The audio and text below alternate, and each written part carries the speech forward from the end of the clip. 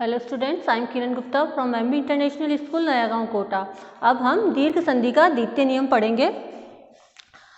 प्रथम नियम के अनुसार हमने जाना था कि दीर्घ संधि की परिभाषा है कि जब ह्रस्व या दीर्घ अ ई उ के बाद जब ह्रस्व या दीर्घ अ ई उ आते हैं तो दोनों के मेल से आ ई अर्थात बड़ी ई और उ अर्थात बड़ा उ बन जाते हैं। तो प्रथम नियम हमने पढ़ लिया था। द्वितीय नियम पढ़ेंगे कि यहाँ पर बड़ी ई बन रही है, जैसे छोटी ई और छोटी ई आ रही है तो दोनों के मेल से यहाँ पर बड़ी ई का निर्माण हो रहा है। उदाहरण से हम इस चीज को समझते हैं।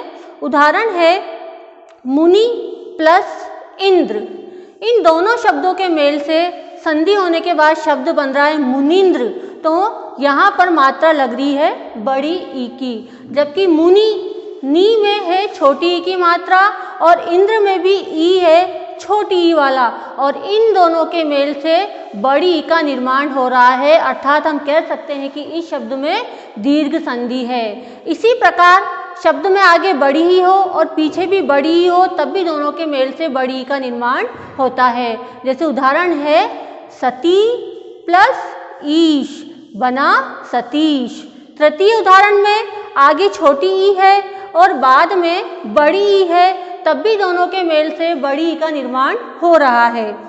उदाहरण है प्रति, यहाँ पर त में छोटी ई की मात्रा है, और ईक्षा यहाँ पर बड़ी ई है तब भी छोटी ई और बड़ी ई को मिलने के बाद निर्माण हो रहा है बड़ी ई का और बन रहा है प्रतीक्षा। अर्थात यह दीर्घ संधि का उदाहरण है। इसी प्रकार शब्द है मही, यहाँ पर बड़ी ई की मात्रा है और बाद में इंद्र छोटी ई है तब भी बड़ी ई और छोटी ई के मेल से बन रहा है बड़ी ई और शब्द बना महेंद्र। अर्थात ह्रस्व या दीर्घ ई या ई के मेल से दीर्घ ई का ही निर्माण हो रहा है।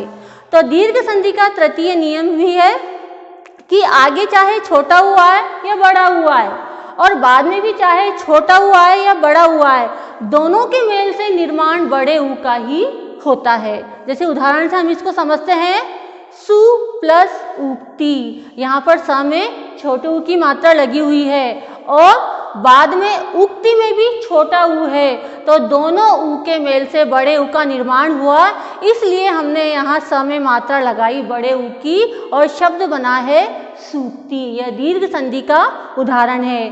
द्वितीय उदाहरण है इसका वधु प्लस ऊर्जा। वधु में बड़े उ की मात्रा है और बाद वाले शब्द में भी बड़ा उ है और दोनों उ के मिलने से भी बड़े उ का निर्माण हो रहा है, तो शब्द बन रहा है यहाँ पर वधूर्जा, इसलिए हमने यहाँ बड़े उ की मात्रा लगाई है। तृतीय उदाहरण है लघु प्लस उर्मी। लघु का अर्थ होता है छोटी, उर्मी का अर्थ है तरंग। यहाँ पर छोटा उ और बाद में बड़े उ को मिलने से भी दीर्घ उ का निर्माण हो रहा है और हमने शब्द लिखा लघुर्मी अर्थात छोटी तरंग। इसी तरह से उदाहरण है वधु प्लस उत्सव बराबर वधुत्सव। ये सारे दीर्घ संधि के उदाहरण थे।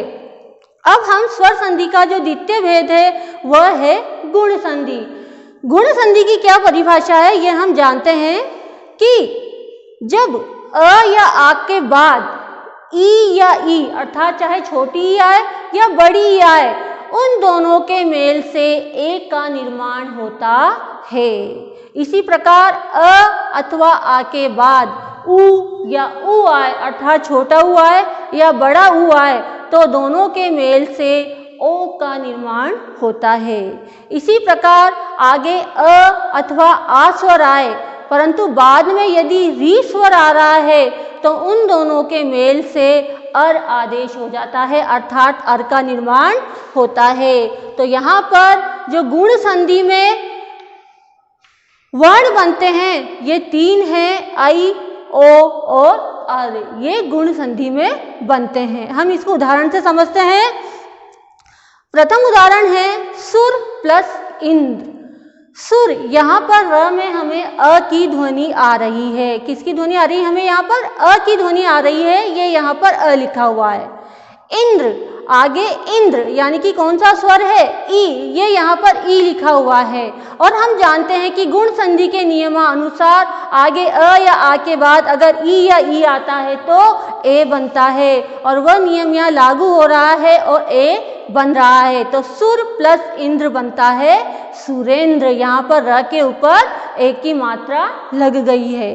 द्वितीय उदाहरण है पर प्लस उपकार। पर यहाँ पर र में अ की ध्वनि आ रही है और बाद में उपकार शब्द में ऊ आ रहा है, और हम यहाँ जानते हैं कि अ या आ के बाद यदि ऊ या ऊ आता है तो गुण संधि में ओ का निर्माण होता है, वो ओ में बदल जाते हैं। तो अ और ऊ मिलकर बना ओ, तो यहाँ पर शब्द बना परोपकार। यहाँ पर र के ऊपर ओ की मात्रा लग गई है।